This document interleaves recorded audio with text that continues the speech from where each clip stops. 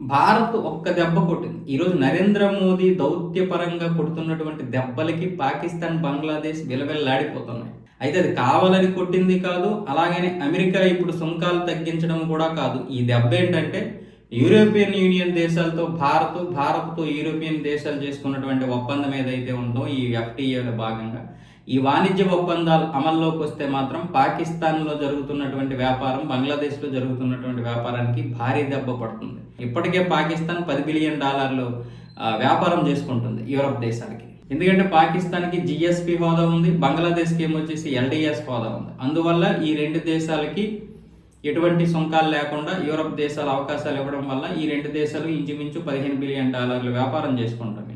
Pakistan ఏమొచ్చేసి $9 billion, అలాగే బంగ్లాదేశ్ కూడా ఒక $5-6 బిలియన్ వ్యాపారం చేసుకుంటుంది ఇప్పుడు యూరప్ దేశాల మీద. ఇప్పుడు భారతదేశంతో చేసుకున్నటువంటి ఒప్పందాల వల్ల ఇప్పుడు భారతదేశం కూడా ఈ 27 దేశాల్లో ఎటువంటి సుంకాలు లేకుండా తీసుకువెళ్ళబోతుంది. ఇప్పుడు ఎలాంటి సుంకాలు లేకుండా తీసుకొని వెళ్తే పాకిస్తాన్కి, బంగ్లాదేశ్కి ఏంటి నష్టం అంటే అర్థమైందిగా.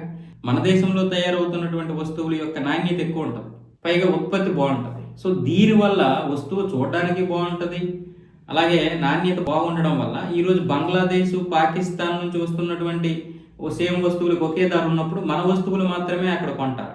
దానివల్ల ఆ రెండు దేశాల యొక్క ఉత్పత్తి తగ్గిపోద్ది, అంటే వాణిజ్యం తగ్గిపోయే అవకాశాలు ఉన్నాయి. అందుకే ఇప్పుడు ఆ రెండు దేశాలు మొన్నటి నుంచి కూడా ఇంకా భారత్ మీద చాలా కోపంగా ఉన్నాయి. కానీ ఎవరికి నష్టం కోపంగా ఉంటే? ఇలాంటి పరిస్థితుల్లో ఇప్పుడు ఈ ఎఫ్‌టిఏలో భాగంగా భారతదేశం చేసుకున్నటువంటి ఒప్పందాలు ఇక అమల్లో రాబోతున్నాయి.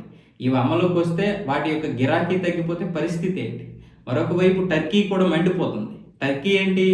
యూరోపియన్ యూనియన్ దేశాలతో ఉన్నటువంటి స్నేహ సంబంధాల వల్ల 1965లో ఏదో ఒక ఒప్పందం జరిగింది. ఆ యొక్క చట్టం ప్రకారం యూరోపియన్ యూనియన్ ఏ విధంగా అయితే ఇతర దేశాలతో వాణిజ్యం చేసుకుంటాయో అది టర్కీకి కూడా అన్వయించబడుతుంది. అంటే ఇప్పుడు భారతదేశం యూరోపియన్ యూనియన్ దేశాలతో సుంకాలు లేకుండా వాణిజ్యం చేసుకుంటే అలాగే ఇక్కడ నుండి వస్తువులు టర్కీకి కూడా అదే విధంగా సుంకాలు లేకుండా ఎగుమతి అవ్వాలి. కానీ అక్కడి నుంచి ఇక్కడ ఏవైతే దిగుమతి అవుతున్నాయో టర్కీ నుంచి, కానీ అవి ఏదైతే భారతదేశం సుంకాలు విధించిందో ఆ సుంకాలతోటే దిగుమతి అవుతాయి. ఇప్పుడు అది టర్కీకి వచ్చినటువంటి కోపం. ఒకవేళ కాదు మేము కూడా భారతదేశానికి సుంకాలు విధిస్తామంటే ఆ చట్టం ప్రకారం టర్కీని బయటపడేస్తారు. అలాగైతే యూరోపియన్ దేశాలతో కూడా వాణిజ్యం ఆగిపోతుంది టర్కీకి.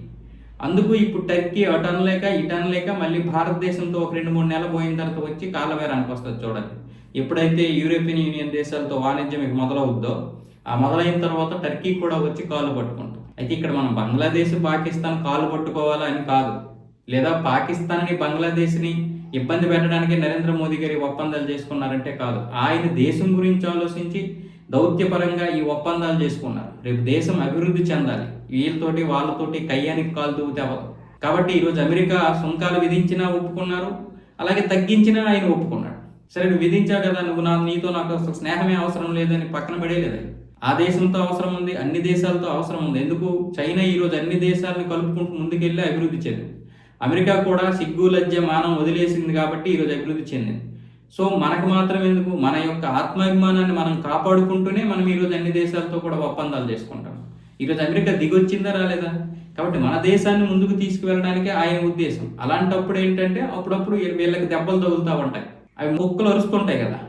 అదే ఒక ఏనుగు వెళ్ళిపోతుంటే మురిగే కుక్కల మాదిరి ఈ రెండు దేశాలు. కాకపోతే ఇక్కడ ఉన్నటువంటి కుహనా మేధావులు, అలాగే మన దేశంలో ఉన్నటువంటి కొంతమంది వెధవలు నరేంద్ర మోదీని, దేశాన్ని తిడతారు కదా. మరి ఇలాంటి సమయంలో మాత్రం ఎవరికి నోర్లు కలవు. పైగా వాళ్ళకి ఇది దౌత్యపరంగా నరేంద్ర మోదీ సక్సెస్ ఏమో, దీనివల్ల నరేంద్ర మోదీకి విపరీతంగా పేరు వస్తుందేమో అనే భయం కూడా ఉంటుంది వాళ్ళకి.